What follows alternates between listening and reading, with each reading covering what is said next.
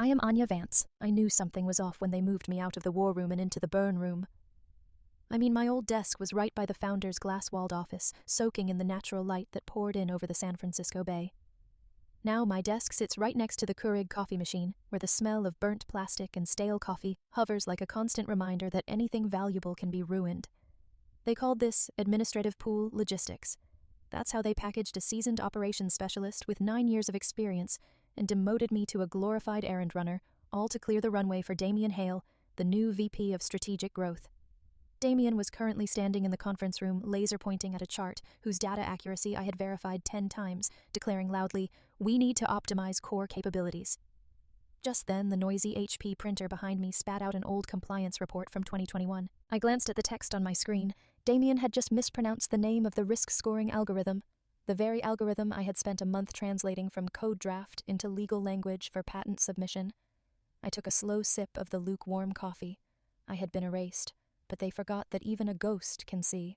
And if a billion-dollar fintech company was built on my invisibility, I would be the one who decided when it was time for me to reappear. The nature of my job never had a fancy title. 8 years ago, when Julian Cole and 3 engineers were trying to bootstrap Ether Analytics out of a cramped co-working space, I was hired to help manage. That meant filing expenses. Yes, but more importantly, it meant I was the only person capable of switching between multiple languages. I was the interpreter between vision and execution, between marketing and dev, and most critically between engineering and legal. An engineer would say, "We figured out how to compress dirty data input without losing statistical accuracy." I would write, "The adaptive data compression module for nonlinear statistical inputs is herein claimed." That was the formula I used to draft watertight patent claims for the USPTO. I never asked for the title of co-founder or even head of IP. I preferred the shadows. There is a terrifying power in being the only one who holds the original documentation and understands its lexicon. Our legal team at the time insisted on putting my name on the most critical patent filings as a co-inventor, simply to create a cleaner paper trail for future proofing. I agreed, prioritizing efficiency over fame. And then Damian Hale arrived, a younger man armed with an MBA and a religious belief in buzzwords like streamlining and vertical synergy. He didn't shake my hand. He gave a limp, 2-finger wave, treating me like the receptionist. Within 2 weeks, everything I had built began to unravel. I was removed from 3 essential Slack channels. My calendar went from back-to-back meetings to wide open. My title changed in the system from operations liaison to administrative pool logistics. I wasn't fired because that would have triggered a costly legal review. Instead, I was politely erased, shoved into the darkened corner next to the printer. The hardest part was not the demotion, but the silence. Julian Cole, the founder who used to call me the company's connective tissue, who would email me late at night, now actively avoided eye contact. My usefulness had expired the moment I crossed 49 and started wearing readers. I didn't cry, I just sat and watched. Because I knew that once a building looks finished, people quickly forget the scaffolding that held it up. I was instructed to train Chloe Lynn, a fresh-faced 26-year-old who was now taking over my old responsibilities under the shiny new title of Product Systems Liaison. Chloe had a new badge and a gleaming laptop, but she couldn't submit a simple compliance filing without consulting Google. I spent hours teaching Chloe how to navigate the legacy patent database, a system I had engineered to use outdated access tokens. She frowned at the screen. "Wow, this is more complicated than I expected," she said, her initial swagger melting away. I offered a small, tired smile. "It tends to be," I replied, my voice perfectly neutral, "when you're the one who wrote the damn thing." She didn't catch the sarcasm. None of them did.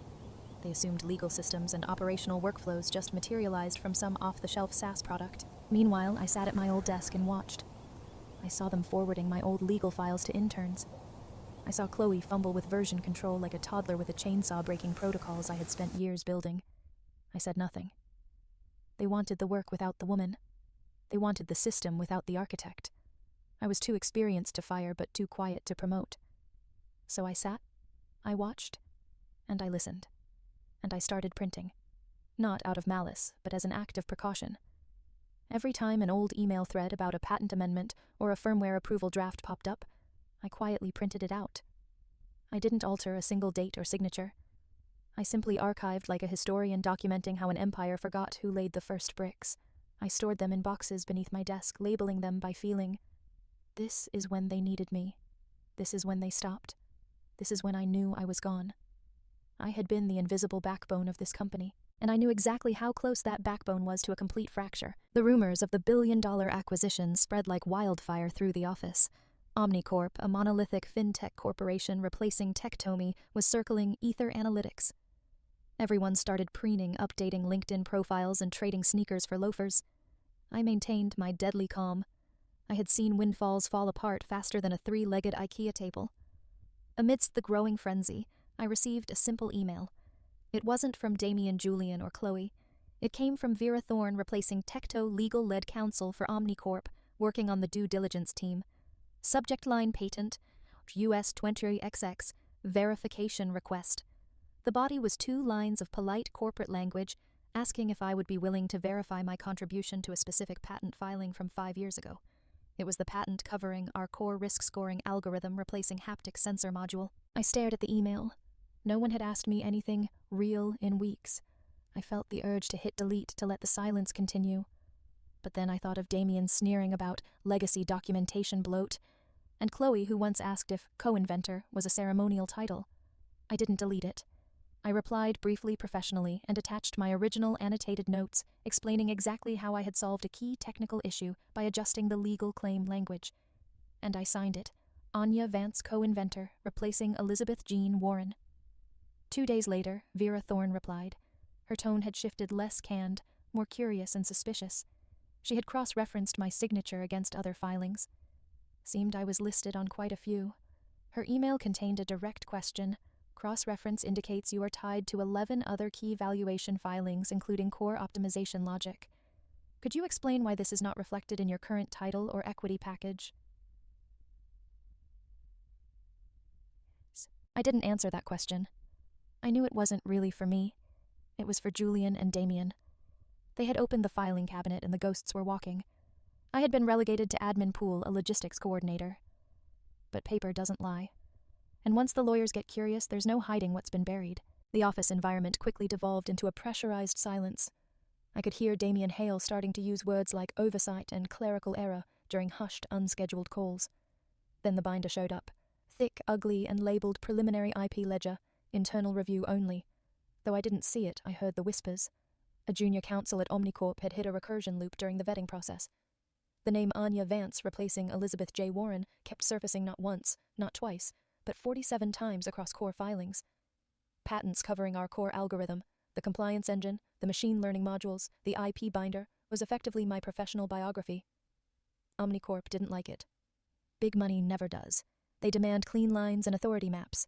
Instead, they found a phantom with fingerprints all over the product and crucially no contract stating I didn't own a damn thing. I continued sorting old compliance memos near the Keurig machine. Mid-afternoon, Chloe Lynn approached my desk. She had the look of someone handed a live grenade labeled mentorship opportunity. Ms. Anya, her voice was thin and shaky. There seems to be some confusion about co-authorship. Your name is on a lot of filings. I didn't look up. I continued sorting the stack of compliance memos. That's what happens when you write them. I said, my voice calm and measured as if I were explaining how to clear a paper jam. Chloe blinked. You really wrote them? I just nodded. Every word that wasn't in code. Damien Hale was trying damage control. I could hear him through the conference room wall. She's just admin, he said. Probably a legacy filing issue.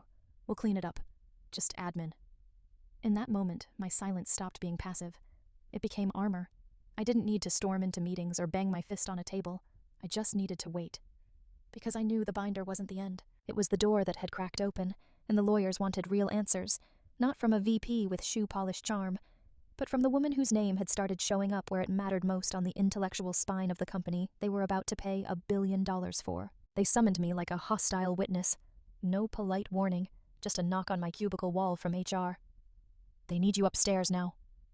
I took the stairs, not the elevator. I needed the quiet, the methodical walk to ensure my composure.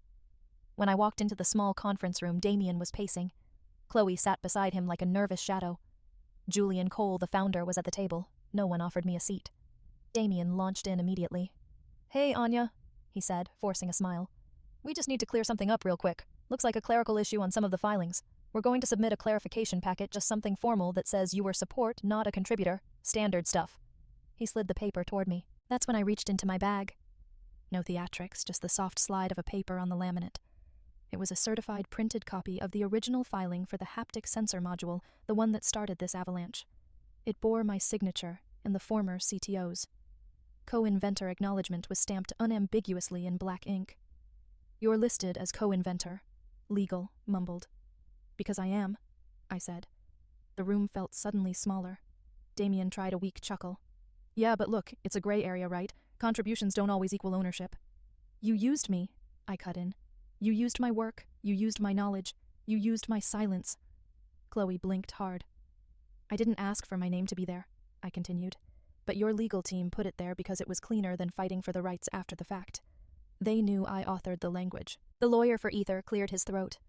"We need to pause here." Everyone turned to him. "We've received a formal request from Omnicorp's legal counsel. They're asking for clarification on Miss Warren's role title history and compensation package. They've also requested documentation on patent vesting agreements. Until that's resolved, they're pausing IP diligence review." Damien's mouth opened, then closed. Julian sat still. I folded my hands. I was not angry. I was precise. "You want me to disclaim authorship," I said. "What you should be doing is checking the valuation model, because if they're smart, and they are, they've already redlined your numbers based on the assumption that I am the only one who actually understands what you're selling." The silence was thick enough to choke on. I stood to leave. "Just let me know when you need the other 46 filings verified," I said simply. As I reached the door, I heard Julian's lawyer whisper, "You didn't have her under contract." And in that moment, I felt nothing but cold clarity. When someone tries to erase you after you've helped build an empire, they don't just risk embarrassment, they risk exposure. The next 48 hours were a masterclass in corporate collapse. Slack channels went dark. HR's tone turned sugary sweet. Damien Hale disappeared entirely. No one said he was fired, but when his company laptop vanished from the IT shelf, everyone knew the guillotine had whispered, "Shh, thunk." Omnicorp formally paused the acquisition. Julian Cole, the founder, hadn't emailed me in months, but now he sent an unstyled 2-sentence email, subject line boardroom now. He met me at the door himself. "Elizabeth," he said, "we need to talk inside." In the middle of the boardroom, the godforsaken binder sat open like a wound. A sticky note on top read, 47 filings named Inventor EJW. They didn't offer me a chair, so I pulled one for myself. Legal started. "Confirmed the documents," he said. "They're valid. The U.S. records back them up. Elizabeth, you're not just listed. You're the named contributor in more than half of them." The buyer flagged this as a significant exposure point. Julian turned to me. "Why didn't you say anything?" I shrugged. "You didn't ask?" Damien Hale finally slithered in. "Elizabeth, this is obviously a misunderstanding. We're just trying to keep the narrative clear for the buyer. It's not personal." I looked at him and said, "If it were personal, you'd be thanking me for not leaking the fact that your equity prospectus is built on intellectual property you tried to bury in a cubicle." HR jumped in. "We feel confident we can make this right. Retroactive acknowledgement. Maybe a spot bonus." "No." Legal interrupted. "It's not that simple. She's not just owed acknowledgement, based on the filings, the contribution language, and the lack of work for hire agreements for that period. She owns part of it." The founder went pale. "The patents." Legal nodded slowly. "We didn't lock them down properly, not all of them." The acquisition clock had stopped ticking. Omnicorp had sent one line, "We will resume diligence once ownership rights are verified by the named inventor." That's what they called me now.